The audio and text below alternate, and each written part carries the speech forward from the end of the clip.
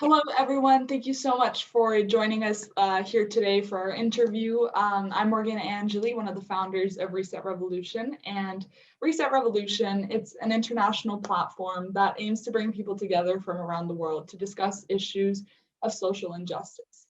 So the topic we're going to be talking about today is what is happening in Myanmar right now at the moment. I'm joined by Lily from Myanmar. Lily, would you like to introduce yourself a little bit? Hi guys, I'm Lily, a 20-year-old citizen in Myanmar, but currently studying in the UK. I've never been involved in politics since I'm a fashion student, but now I think it's important to raise my voice as a citizen. So could you please start by outlining for our audience what is currently happening in Myanmar and what has led to this situation? So on 1st, 2021, so the military took over the country by staging a vote fraudulence in Myanmar. So they detained our democratic government officials for a vote fraudulence, basically. So we had an election and we voted back in November. And as you can see, millions of people are protesting out on the street as if coronavirus does not exist in the country anymore. So, well, we are positive that it is no fraud. And we felt like this is an act of injustice, that they don't respect our votes, which is why we're raising our voices right now. And this is not just a one-time thing. This has happened in the past as well, which is why we are terrified that it will repeat again, which is why we're raising our voices right now. And now we're peacefully protesting, and yet the police brutality is way too much. The way they handle the situation is quite abusive of power. Not quite, a lot, actually.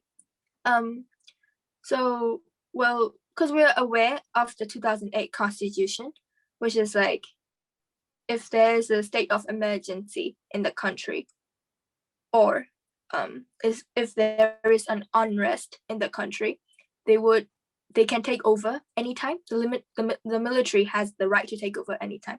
That is what is said in 2008 Constitution. This is what they did in the past, which is why we dare not to use violence this time. And even if someone is planning to do, we would stop each other because we are aware of what could happen. So what I'm trying to say is we never use violence, and yet the police would fire water cannons and guns at us. A girl was shot to death, and on February 14th, there was also shooting in the countryside. There isn't much of a shooting in the capital and big cities at the moment. I think it's probably because of the internet influence.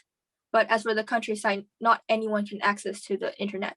So there have been a few Facebook Live on those countryside that a few shootings have been going on. So, well, and also the girl who got shot was killed by the police at a capital. And yeah, and also they've been arresting people, innocent citizens, at night for unknown charges and also without warrants. Like, people have been dragged away from their homes every night, and sometimes we don't even know what we did, and they wouldn't tell the reason as well. So what we've been doing is the family of the one who got arrested would bang pots and pans to wake up the whole neighborhood, and everyone would gather. It's like the civilians are protesting, no, not protesting, protecting themselves from the police. So it's quite scary. And also what's worse is this is like I don't know if it's a law, but the government, every time the government changes, they would release 23,000 prisoners in Myanmar.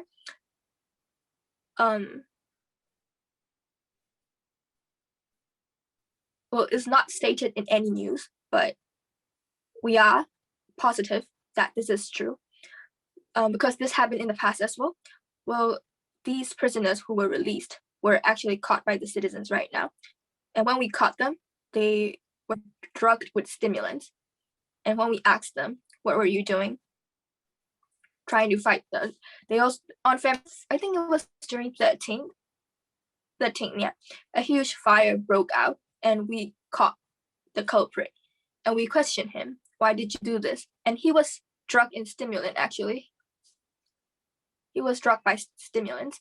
And when we asked him, he said when he was in jail, he was asked to do this, to cause unrest in the country, like setting fires on citizens' households and also killing even. He had a knife in his hands, and also some were even given gasoline containers to set fire. And also, what's that called? Poison. They were actually poisoning the households' water tanks as well.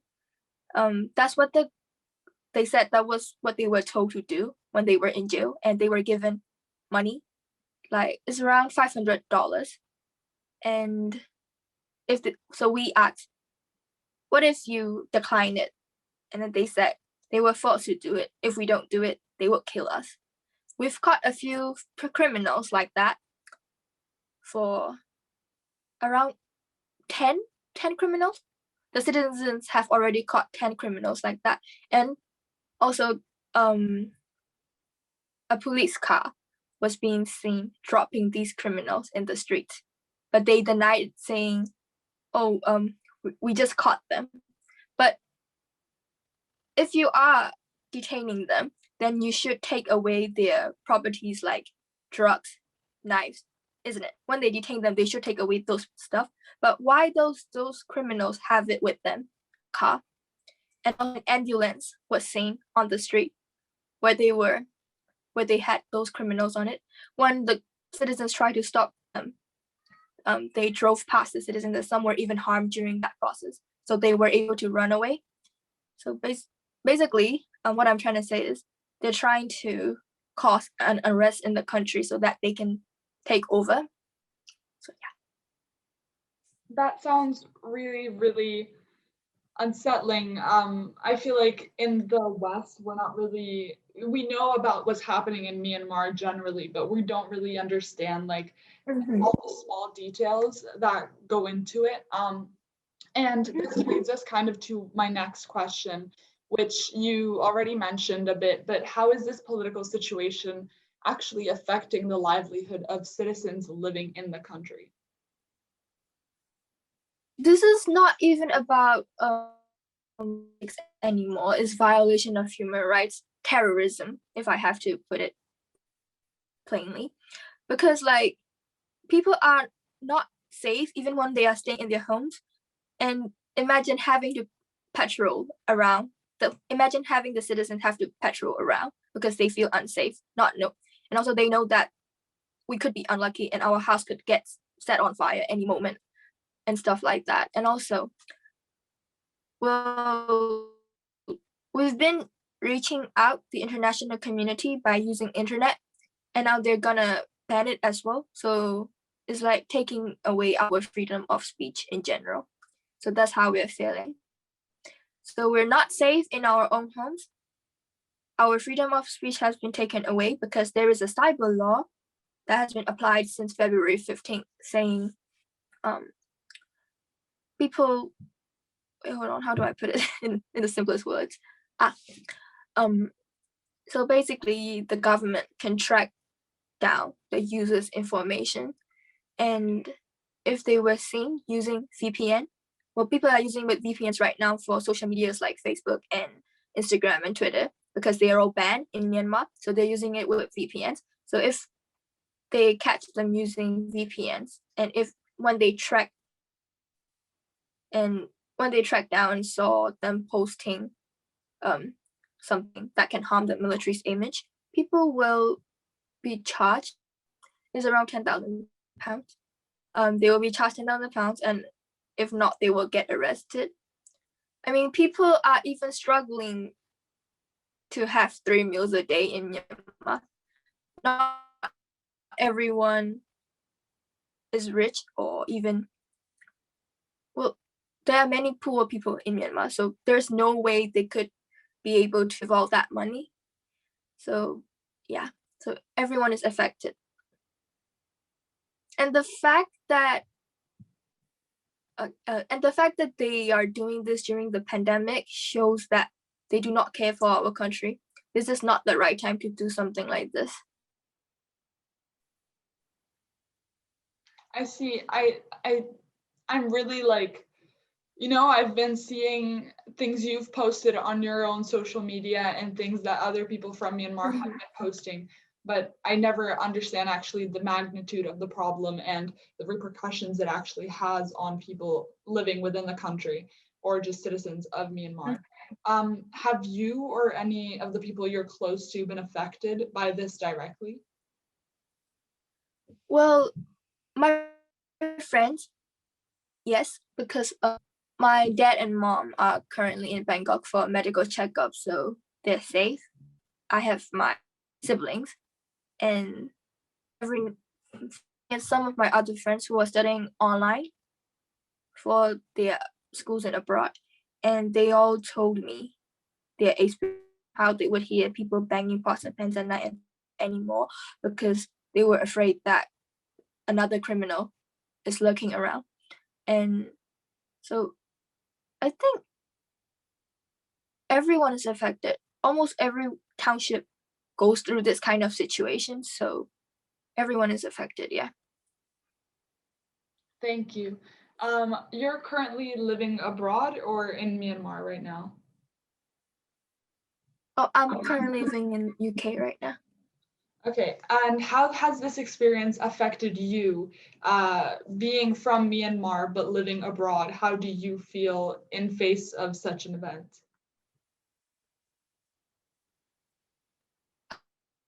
I'm starting to become more aware that I have a freedom of speech. Because more people, even when they post stuff, they would be restricted. They would feel restricted. And I feel like I'm more raise my voice. Well, they couldn't do saying, but if I probably went back, I would probably get either arrested or killed, considering the situation. Well, what could happen is also like if a citizen armed, the military would deny, saying, "Oh, we didn't do that." So we've been trying to get evidence. We said we would tie up the criminals, and would question them to gather evidence. And what I've been doing is, well, of course, considering this situation and I couldn't touch on my studies, but I'm trying to pull myself together though. So I'm raising awareness every day using my platforms, TikTok. So I'm trying to raise awareness as much as I can. Apart from that, and worrying about my family and friends in Myanmar, much. Yeah, I completely understand. I feel like being abroad and seeing such a major thing happening in your own country, you must feel a little powerless, like you're doing the best you can from the UK to raise awareness. And obviously I've spoken to some people who are currently living in Myanmar, asking them, like if they had insights for this interview, and they were like, we can't speak up because we risk our life, we risk our parents' life, we risk our family's life. And so I just think it's really brave that you're coming on here today to talk about this. And I think how you use social media, it's really, really powerful. Thank you. At first I was afraid as well, like afraid as in not about myself, but my family who are in Myanmar. Okay. Oh, can I also mention the fact that this is not the first time this happened here, and this is the third time. And even about the prisoners release, and that tactic is used in 1988 as well. Because if you research about it, well, if you want to put news about it or somehow, you can ask help from me because I have sources. Because all the news are on Facebook and they were written in Burmese, so it's quite hard for the international community to research about that. So you can come ask me directly if you need any photos or evidence or anything. I can translate it for you. Thank you very much. I think that's very, very helpful. And I think that the fact that they make it in Burmese is to especially limit the international community from accessing these things and realizing the majorness of this problem. And this again leads me to my next question, and it's, do you think the international community is doing enough to help the situation in Myanmar? And if so, or if not, or why are they? Well, at least all of my friends here, in other countries, said that this is on every news. So I guess we're raising awareness. So, well, the seeds we sowed are growing, I guess. But as for who should take action, I feel like, well, I cannot blame them as well because they directly interfere. And also Myanmar government made it hard for people to research about what's going on in Myanmar. So I cannot completely blame them as well. So what we're trying to do is our voices saying this is not just about politics, this is about human rights and terrorism. So, well, I'm really impressed by Joe Biden though. He is standing with us, and also 3 more other countries. I don't remember, but yeah, they stand strongly with us. But as for China, Russia, and other countries, I am quite disappointed. They said they are friendly neighbor of Myanmar, but if I have to be honest, they are friendly. They are just friendly with the military, not with the citizens. Because if they stand with us, if they really are our friendly and neighbor, they would for the citizens. That's what I think. Yeah, I agree. I think that countries such as China or Russia that are prioritizing their own economic needs or power needs before the safety and human rights of the citizens of Myanmar, I think that's completely wrongful. So I think something that a lot of our viewers would be interested in knowing is, how can the international community, how can teenagers around the world or teachers help the situation in Myanmar? How do you think they could, I don't know, relieve some of the people in Myanmar or help spread awareness? Myanmar isn't the only situation. Freedom of speech and human rights have been taken as well. And I want people to know that, because injustice anywhere is a threat to justice everywhere. You never know what kind of leader will lead your country one day and all that. So if that leader thinks these actions are, well, correct and should be done, if I have to put it, well, if that leader thinks, as long as I have the power and money, citizens' safety and life do not matter, so then that means the country will be doomed.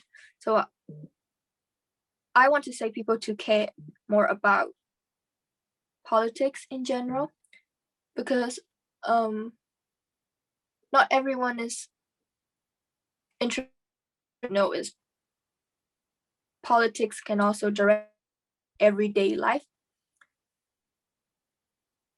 and also aware of what you are privileged of. Be aware of what you are privileged. That's what I want to say. And if well, I guess international community cannot do anything apart from raising awareness on this. And also what I want to say is please don't let the fire die down until we get our democracy back.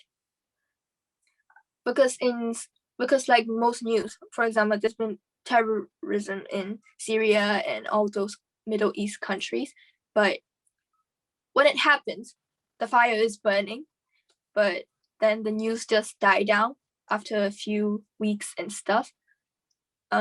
Just because the news died down, it doesn't mean that the case stopped in that place. So the same goes for Myanmar as well. Even if the news die down, please be aware that if the news ever die down, please be aware that this case hasn't been solved until we get our democracy back, until we announce our democracy. That's what I want to say.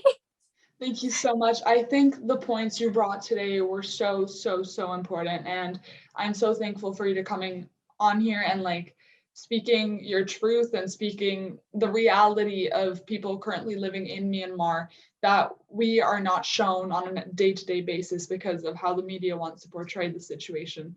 And yes, thank you very much for joining us today.